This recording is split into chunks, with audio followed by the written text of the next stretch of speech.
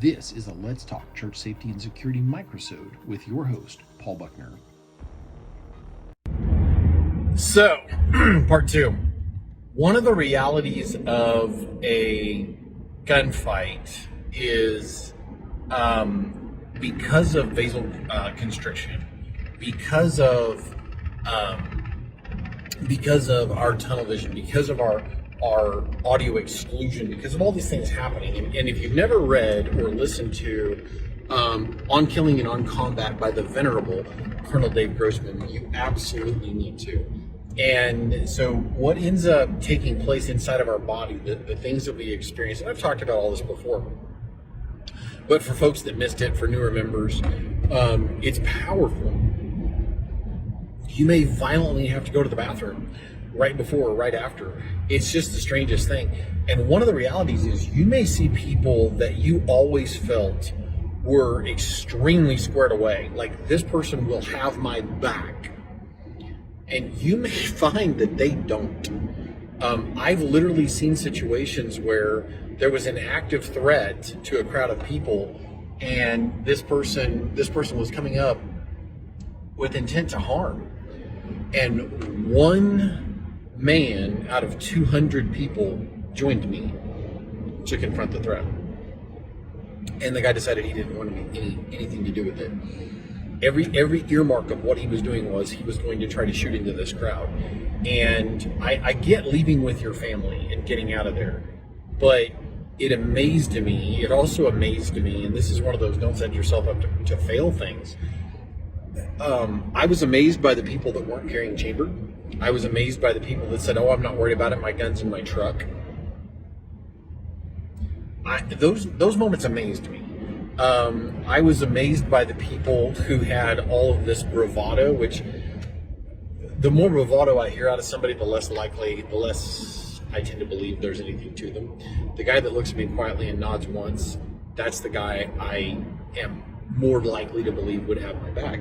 And there's a thing that happens. Anybody that's been through combat, anybody that's been through any time in a law enforcement capacity, you develop a brotherhood with people that you know have your back, and you tend to want to work with and to socialize with those people because you know they have your back. And I have those friendships. I have a friend that we had met. I was helping with his ministry. He came home and found his door open, and I looked at him, and he thought his kids were home, as in he had a couple of kiddos that he thought were home, and turns out they weren't. They were with his fiance, but he thought they were in the house, and he thought that he might have an active home invasion. At that point, with a high potential risk to your kids, you don't have time to stand outside of what would otherwise be an empty house and let law enforcement come clear it. So he looked at me, and I saw the look on his face was like, "Oh, crud." And we went and cleared the house together. I drew, went low ready. We went in, and with both of us are trained, but with no prior preparation, he goes in hard. He hits the first door and goes left. I go in hard, hit the first door and go right. We came out, never muzzle swept each other, and we cleared the house. There's no false bravado in that. And I know this man has my back. I know if something ever happened and I needed to protect my family, I could go to his home. No one would know where I was. My family would be safe. They've got room. I would trust him with my money, with my wife, or my life.